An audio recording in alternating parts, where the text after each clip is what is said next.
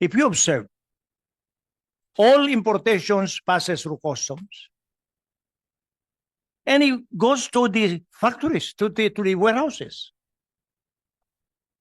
And they later on raided the warehouses. Why can't they not discover it right inside customs? Kaya daw gusto niya na non-bailable because only rich people can do smuggling. Wala hong mahirap na kaka-smuggle. Hindi makabili nga ng isang salup ng bigas, mag-smuggle pa. Pero ang punto rito is, pag pera daw ang pinag-uusapan, sorry to say this, no?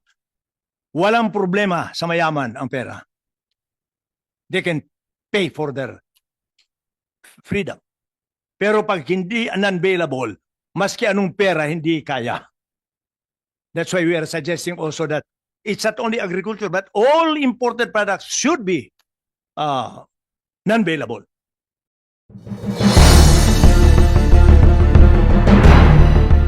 Magandang araw mga kabida. Welcome back sa ating channel. Umaalma na nga ang ilang malalaking tobacco company sa bansa dahil sa mga smuggled na produktong tabako na pumapasok sa Pilipinas. Kung kaya't umaaray na ang ilang malaking company ng tabako dahil sa napakataas din ng tax na kanilang binabayaran.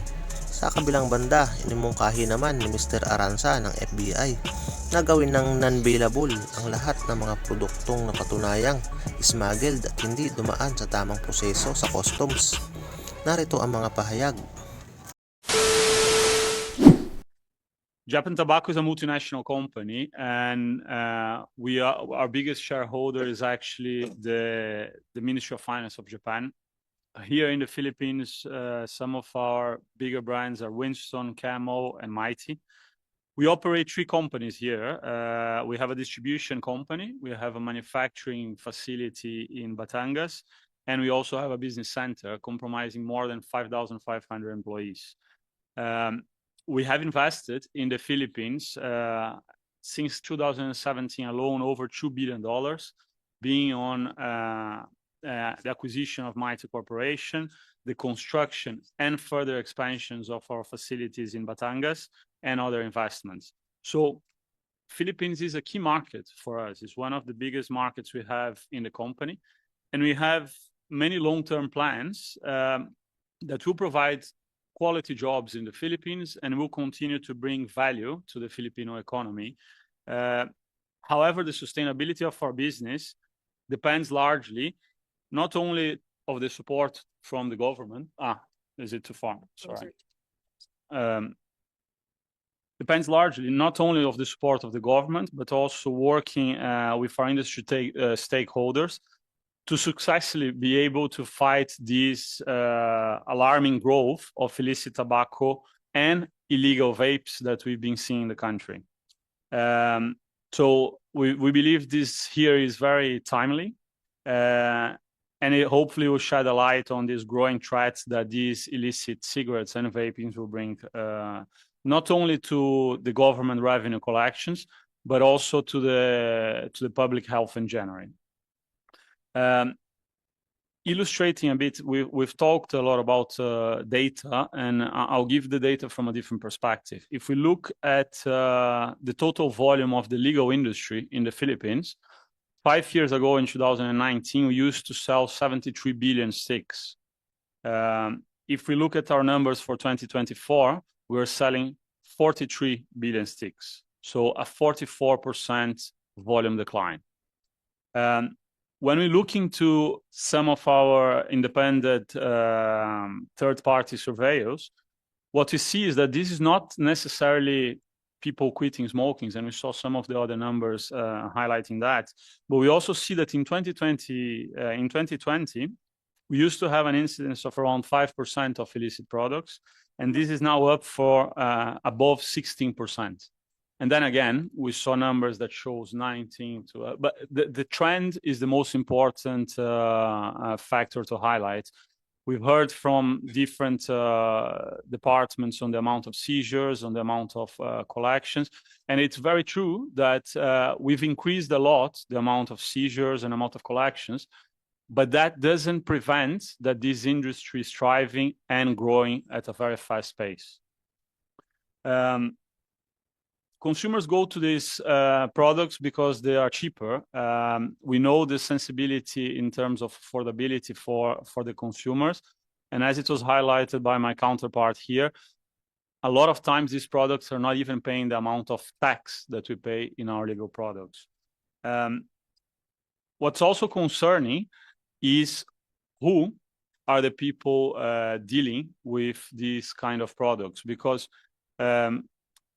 these industries also, we know that a lot of times, based on many other illicit studies that we have from other countries, the revenues and profits made in this by these organizations, by these illegal organizations, are fooling terrorism, drugs, and human trafficking. So it has another additional complexity, which is not only we are undermining the legal industry, but these resources and revenues that should be going to other entities such as the Ministry of Health and to the government are ending up in the pockets of organizations that can be very detrimental in many other levels. To add to that, we also would like to add that these are products that they don't comply to the same standard of quality and production like the products that we manufacture under the regulation and guidance of all the legislations in the Philippines. So it's very important that we acknowledge also the additional risk that these products might have by being widely distributed. We also see that the government is being challenged with the spread of the illicit vapes.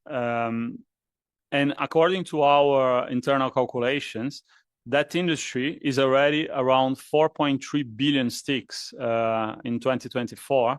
And according to our estimation, at least half of this volume, so 2 billion sticks, are actually coming from illicit products, worsening even further the losses of the government. We've seen the numbers before, I don't need to repeat, but our collection in terms of taxation came down from 176 billion to now 135 billion in 2023. And this is something that we would like to support the administration in addressing, as what's more concerning is the pace, not only these industries growing, but the pace of growth is accelerating. And we can see that through our extensive teams that we have in the streets that report to us, and the distribution of these products is increasing, the volumes that they're generating is increasing.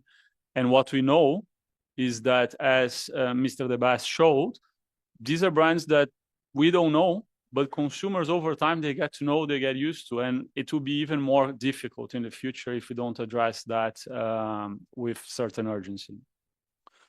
We recognize all the efforts being done lately by the Philippine administration. We thank them. The Republic Act 12022, the Anti-Agriculture Economic Sabotage Act, hopefully will support us on this fight against these products. We also recognize the Department of Trade and Industry suspending the online sales of vapes products and having stricter product certification. That's very important. Again, coming back to the products that are put in the market, we put a lot of investigation and research to make sure that the products that we put in the market, they are in compliance with all the Philippines law. And we know that a lot of these vape and cigarette products don't comply to the same standards that we do.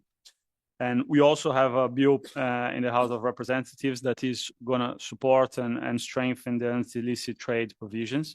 So all to say, without repeating what some of my counterparts mentioned, we fully support the policies and the direction of this committee, and we welcome greater enforcement, and we are happy to support in this journey to try to address this very important problem that we're facing. So thank you very much, and count on us for further details. Thank you, Mr. Silva.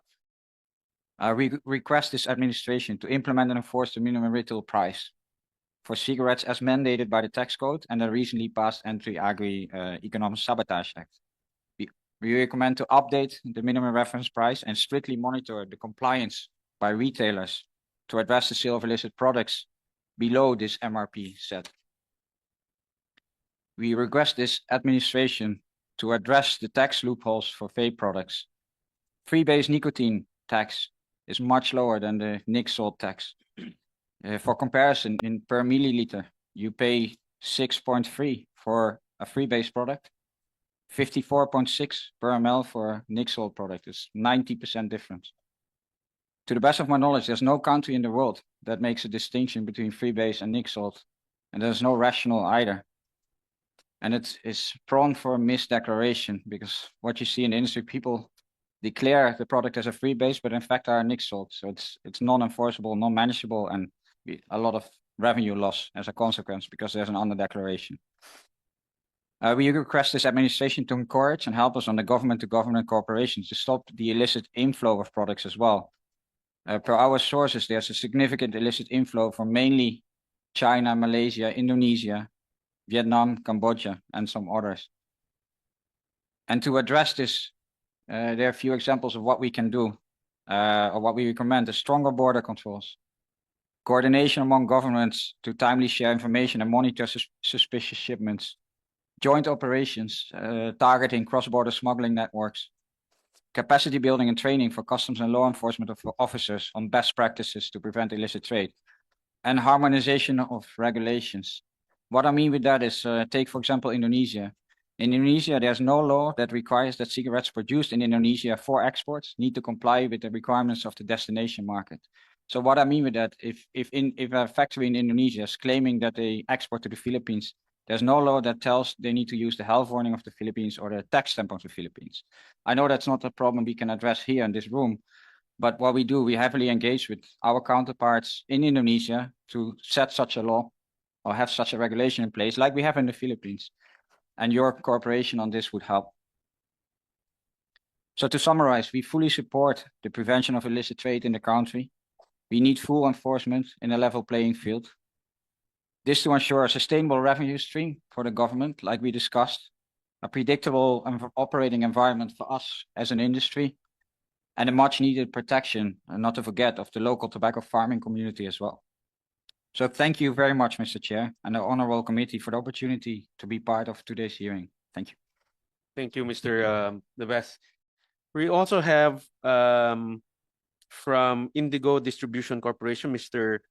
Chamsai. Yes, Your Honor. Good morning po. I'm going to keep my comments brief kasi it's lunchtime na, no?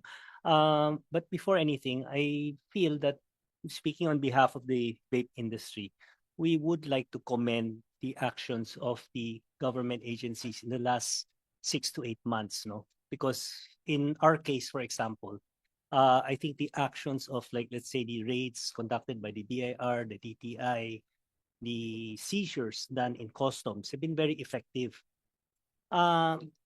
We aren't a big industry yet. The vape industry is actually maybe about 10 to 12 years old only in the Philippines. I wish we had large companies in this industry. Unfortunately, we don't. What you have are a hodgepodge of mom and pop companies that grew at a time when this was really a cottage industry. So a lot of the people who lead the industry today are people who started literally making their own vape juice in their kitchen and selling this, and then dun lumaki lang yung business nila. We are the poor cousin of the tobacco industry in terms of nicotine products, simply for the fact that we do not have enough retail outlets compared to tobacco. Tobacco has millions of sari-sari stores, where that's where predominantly majority of the sales happen. We have less than 50,000 legitimate vape stores operating today, with many starting to close. And while it's true there are a lot of illicit traders going on, and certainly I will be the first one to say that the industry is a mess, I think a lot of the moves being done by government today are headed in the right direction. It's not necessarily practical for us because a lot of the laws change every 6 months. may bago. But we understand. We know that they're grappling with a changing environment, and this is a new industry nobody's really familiar with. So I concur with a lot of the things that were said here. I think largely the annual increase in taxes is going to incentivize a lot of people to smuggle. I think majority of the smuggling will cease when we can find a way to actively enforce. Now, I cannot speak for the tobacco industry, but in the vape industry, for example, last year there were about, I think, close to 45, 50 importers. Today, we think there's about maybe a third of that only left. And a lot of people are leaving na. And the reason for that is nahihirapan na sila, no? So I think vape as an industry has to find its place in the scheme of things. But I don't think that we're going to be replacing tobacco soon. And I don't think, regardless of the growth that we have, at least for the next 3 to 5 years, I don't think it's going to impact tobacco revenues that much. Yun lang po. Thank you, Mr. Chamsai. Smuggling is an age-old industry in the Philippines. It's been there for very, very long time. Sometimes there's boom periods for smugglers. Sometimes there's bane period for smugglers. Sometimes it's quiet, but it's always been there in many products. Like you said, whether it's textile, it's cement, it's glass. Now it's cigarette. It's been there for a very long time. So based on your experience and and being the point person for the Federation of Philippine Industry, what is the ultimate solution to stop smuggling in our country? You know? Because it has been there for a very long time. In many, and I'm talking about in general terms. Of course, you have smuggling in plastics. You have smuggling in virtually almost in rice, in agriculture. I think that's also a big problem right now. And now this is a problem with cigarettes. No? So what is the source of, well, first of all, let me backtrack.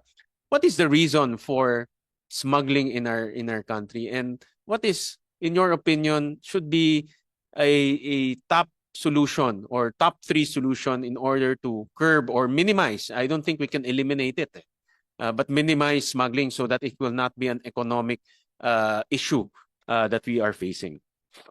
Thank you, Mr. Chair. First of all, smuggling can be stopped, can be minimized, but we need the cooperation of the private sector and the government regulatory bodies. All importations, let's not talk about high seas smuggling. All importation passes through Bureau of Customs. In other words, Bureau of Customs is the first line of defense insofar as smuggled goods are concerned. Insofar as drugs and food, the first line of defense also is the food and drug. So we have to make a strong food and drug and discipline the Bureau of Customs so that this can be eliminated right in the doorsteps. If you observe, without casting aspersion on the customs, if you observe, all importations passes through customs, and it goes to the factories, to the warehouses, and they later on raid the warehouses. Why can't they not discover it right inside customs? It doesn't take a genius to know that. Just examine the goods coming in with the standards, with the all laws pertaining to that goods, and you will know whether it is undervalued, this misclassified, misdeclared, and so stop it. In the valuation, you have the committee on valuation. You call and ask importers to submit so that you will know the right the customer or the importers who are really declaring true value as against those who are not. There is always the point of comparison. Then, if they if they are able to escape from the customs and from the food and drug, then the last line of defense is the Bureau of Internal Revenue. For instance, in the case of palm oil, the Bureau of Internal Revenue is looking at it. The food and the agriculture is looking at it too. How can you? It's so. It doesn't take a genius to know this. Palm oil, I met with the Secretary of Agriculture that time, the previous one. I was asked by the president to see the secretary. I said, palm oil, do you know what palm oil is? They could not answer me. I said, palm oil is a derivative of palm oil.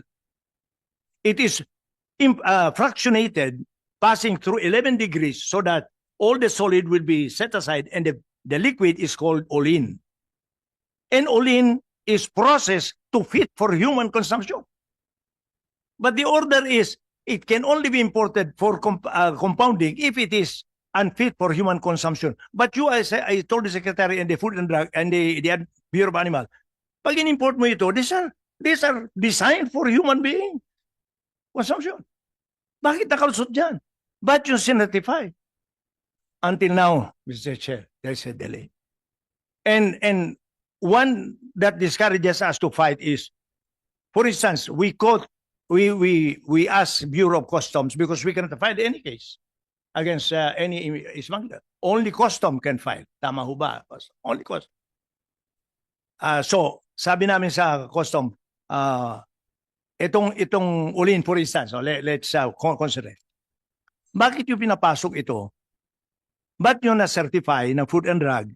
At later on, ang nagsacertify na ang Bureau of Animal Industry. So makitang-kita eh. Ibig sabihin, it's too obvious that you can see it. You don't need a scientist to know. So if all regulatory bodies will cooperate and work together, mahirap nung pumasok ang smuggler. Sabi nga ni Senator Villar in one of the hearings, sabi niya sa agriculture, kaya daw gusto niya na non-bailable because only rich people can do smuggling. Wala hong mahirap na nakaka-smuggle. Hindi makabili nga ng isang salup ng bigas, mag-smuggle pa. Pero ang punto rito is, pag pera daw ang pinag-uusapan, sorry to say this, no? Walang problema sa mayaman ang pera. They can pay for their freedom. Pero pag hindi non-bailable, maski anong pera, hindi kaya. That's why we are suggesting also that it's not only agriculture, but all imported products should be non-bailable. That will only be the way to deter rich people from going into smuggling. It's their freedom. They will value that. Madali hong, marami na ho akong nasubmit, Mr. Chair, na mga issues sa smuggling. Ang steel, halimbawa, delay ho, isa rin legal. Steel, Kingston Trading, pinakasuhan ho namin sa custom. Nag-cooperate ang custom. Hinayin na ng kaso, Court of Tax Appeal, etc., etc. You know, it took 18 years before a decision was made by the Supreme Court putting them to jail. Namatay na yung nagnakaw eh. Saka lang lumawas. These are documented, Mr. Chair. So, ang talagang solusyon dito, let us work together. Smuggling will kill our industry, will kill our economy, will kill our country. Let's work together. Palakasin natin ang first line of defenses natin. And then yung BIR, let's meet every now and then so that coordinated lahat ang gawa natin. Yun lang ho, sana. Hindi ho natin kailangan ng scientist dito, Mr. Chair. Common sense lang at dedication. Thank you, Mr. Chair. Thank you, Mr. Ranza.